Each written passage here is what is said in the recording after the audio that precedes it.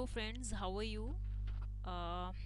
आज हम कुछ इम्पोर्टेंट चीज़ पढ़ाने जा रहे हैं और एंड आई होप कि आपको पसंद भी आएगा, क्योंकि ये सारे बेसिक पॉइंट्स हैं। इनको खोजने में भी टाइम लगता है। तो एक बार जो मैंने आपको लास्ट 2 क्लासेस में पढ़ाया था, एक बार उसका हल्का सा रिवीजन कर लेते हैं। Just write down in your notebook.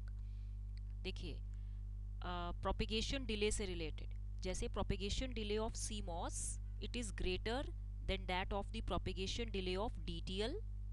ठीक है, अब तो इतना आपको मालूम पता चल गया होगा।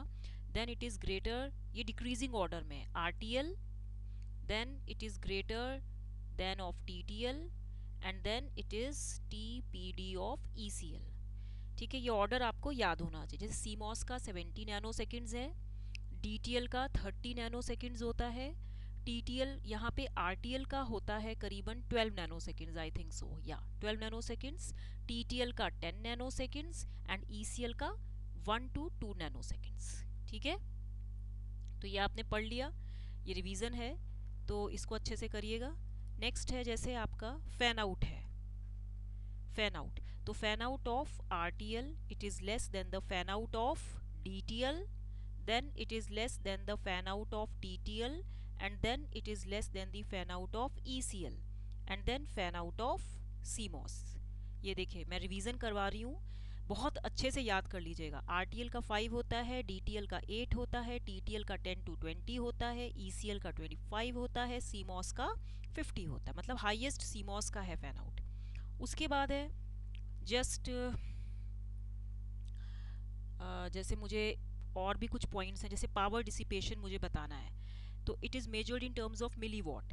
तो ये ईसीएल का है, डिक्रीजिंग ऑर्डर में है, ईसीएल का सबसे ज़्यादा होता है, देन आरटीएल का है, देन टीटीएल का है, देन आपका मॉस का है, देन आपका सीमॉस का है। ये उस दिन हम कंफ्यूजन कर रहे थे। अब आप इसमें देखिए, it is the decreasing order of the logic families of power dissipation is in decreasing order. तो यहाँ पे देखिए, ईसीएल का है 40 to 55 मिलीवॉट, ठीक है, आरटीएल का है 12 मिलीवॉट, टीटीएल का है 10, मॉस का जनरली होता है 0.2 to 10, एंड सीमॉस का होता है बहुत ही कम पावर डिसिपेशन है इसका, 0.0025 मिलीवॉट। तो ये अब आप अच्छे से याद कर लीजिएगा। आई थिंक ये मैंने आपको बहुत इंपॉर्टेंट पॉइंट्स बताए हैं, यूजीसी नेट में भी आता है, ये हमेशा पूछते हैं।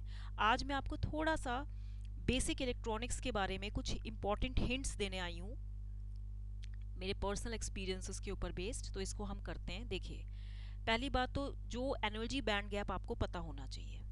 वेयर इज माय पेन, या देखिए, एनर्जी बैंड गैप, जैसे गैलियम आर्सेनाइड है, कंपाउंड सेमीकंडक्टर डिवाइस है, इसका जो एनर्जी गैप है वो कितना है, 1.43 इलेक्ट्रॉन वोल्ट।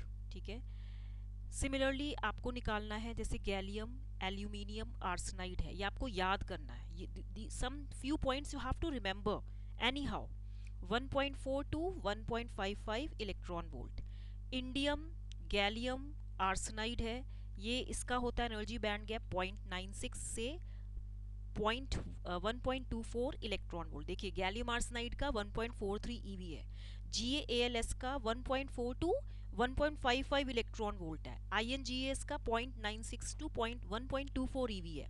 अगर मैं यहाँ लिख दूँ InGaAsP, तो ये होगा 0.73 to 1.35 इलेक्ट्रॉन वोल्ट। ये रिजल्ट्स जो मैंने निकाले हैं वेरियस प्रीवियस पेपर्स जो थे यूजीसी नेट के इलेक्ट्रॉनिक साइंस के, उसमें जैसे क्वेश्चंस आते हैं वो मैंने पूरा सॉर्ट आउट करके उसका ही स्टैंडर्ड रिजल्ट्स निकाल के कॉपी में नोट डाउन किया था। आपको पता ही है ना, इलेक्ट्रॉन मोबिलिटी जर्मेनियम की 3800 सेंटीमीटर स्क्वायर पर वोल्ट पर सेकेंड होता है। एम आई राइट?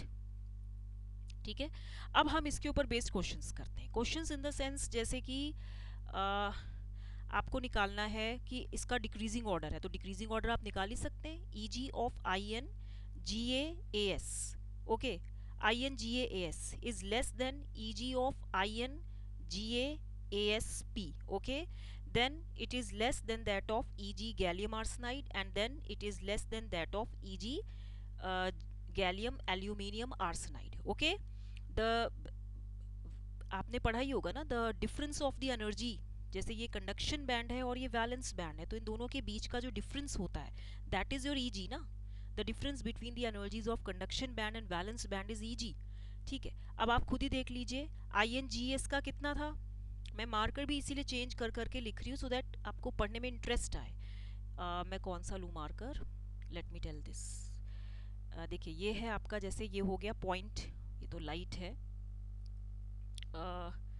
देखिए इसमें मैं आपको बताती हूँ, जैसे ये है इसका, तो यहाँ पे ये है 1.962 1.24 EV, फिर यहाँ पे ये हो गया 0.73 से 1.35 इलेक्ट्रॉन वोल्ट, 0.73 से 1.35 इलेक्ट्रॉन वोल्ट। गैलियम आर्सेनाइड का देखिए किसके, इसका हाईएस्ट ही, मतलब सो ऑफन ये कम से कम इधर ही रहता है, सेकंड लास्ट में, मतलब ये आपका कौन सा है, आई थिंक ये इंक्रीजिंग ऑर्डर में, this is the increasing order of energy band gap.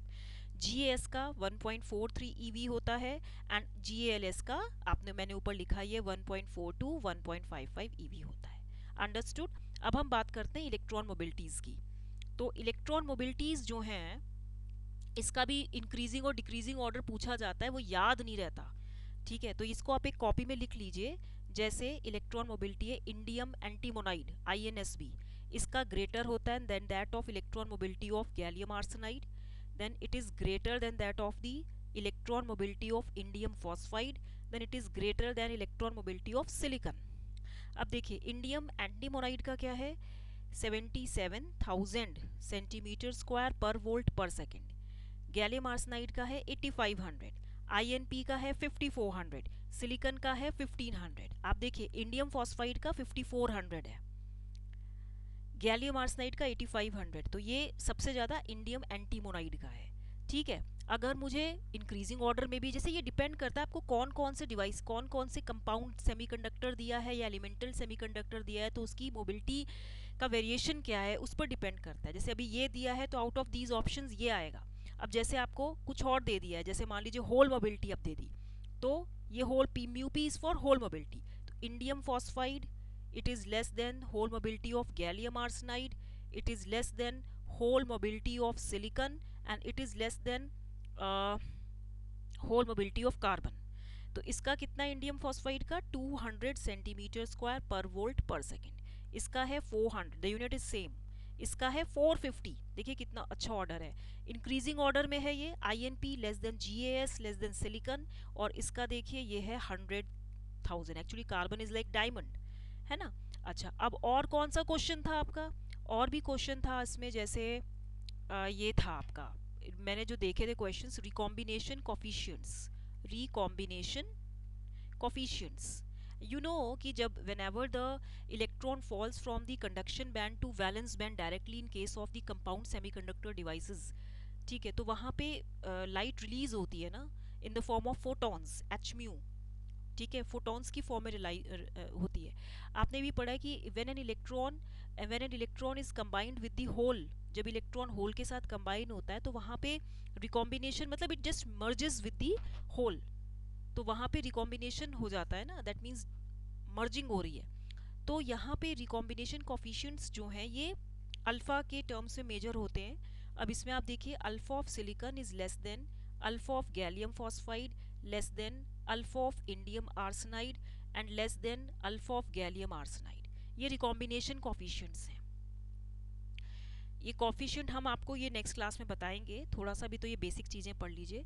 जैसे इसका है 1.1 इंटू 10⁻⁻14 सेंटीमीटर क्यूब पर सेकेंड, इसका गैलियम फॉस्फाइड का 10⁻⁻13, इंडियम आर्सेनाइड का 1.1 इंटू 10⁻⁻10 सेंटीमीटर क्यूब पर सेकेंड है, रिमेंबर द यूनिट।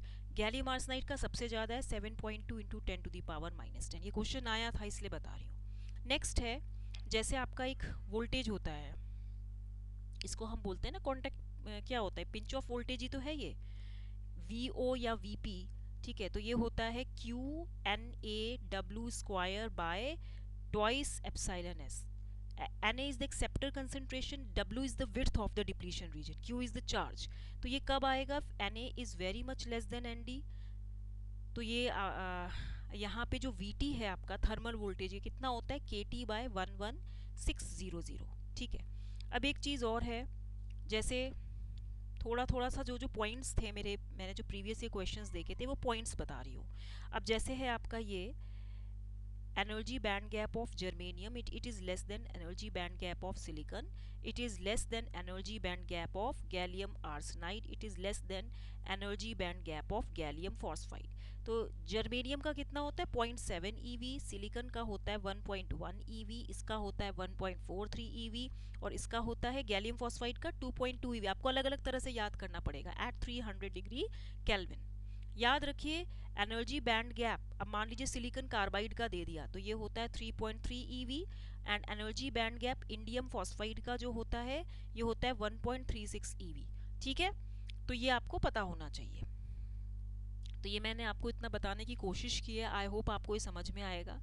दूसरा थोड़ा सा मैं और एक आध पॉइंट्स और बता देती हूँ, इसको अपनी please write down in your copy. ये बहुत इंपॉर्टेंट चीज़ मैंने बताई है, इसको लिखने में बहुत टाइम भी लगता है. तो ये देखिए, अब जैसे कभी कभी पूछ लेते हैं वेव लेंथ सिलिकॉन कार्बाइड का less than that of the wave length of gallium phosphide, than less than gallium arsenide. ये इंपॉर्टेंट पॉइंट्स हैं. लेस देन लेमडा, ये क्वेश्चंस आए हैं इसीलिए मैं बता रही हूँ. देखिए ऑर्डर देखिए, it is the increasing order of the wave length, increasing order of wave length of various compound semiconductors, silicon carbide, gallium phosphide, gallium arsenide, indium arsenide. Indium arsenide का वेवलेंथ सबसे ज़्यादा है. गैलियम फॉस्फाइड का energy band gap मैंने आपको बताया था कि 2.2 EV होता है at 300 degree kelvin to produce LEDs. ठीक है, कुछ चीज़ें जो हैं, जैसे अभी मुझे इतना ज़्यादा डीप में ये वाला इतना पॉइंट नहीं पता, लेकिन ये जो रिजल्ट है ये एब्सोल्युटली स्टैंडर्डाइज्ड है कि silicon carbide less than that of GAP, less than GS, less than INS. इसको आप एज इट इज़ ही याद करिएगा. दूसरा क्या है, कुछ और चीज़ें हैं जैसे इलेक्ट्रॉन मोबिलिटी निकालना है तो आप अपने माइंड से भी लगाइए. Gallium nitride less than silicon का होता है, less than electron mobility of germanium का होता है, less than electron mobility of gallium arsenide का होता है. हमने ठीक है, तो ये 300 केल्विन पे है. तो ये आप याद कर लीजिए, कहीं लिख लीजिए, बहुत इंपॉर्टेंट है, बहुत हेल्प मिलती है. उसके बाद मैंने आपको और क्या बताया था, GS मैंने बताया था energy band gap of germanium less than energy band gap of silicon carbide, less than energy band gap of carbon, less than energy band gap of aluminium nitride. तो ये कार्बन एक्चुअली क्या है, it is the diamond, इसका tetrahedral structure होता है ना. Silicon carbide जो है ये 3.3 EV है इसका एनर्जी बैंड गैप, कार्बाइड का 5 इलेक्ट्रॉन वोल्ट है कार्बन का. इंडियम फॉस्फाइड जो होता है, अगर यहाँ पे इंडियम फॉस्फाइड भी होता तो इसका energy band gap 1.3 electron volt होता है. ये आपको याद करना पड़ेगा. जर्मेनियम का जैसे 0.7 है. ठीक है,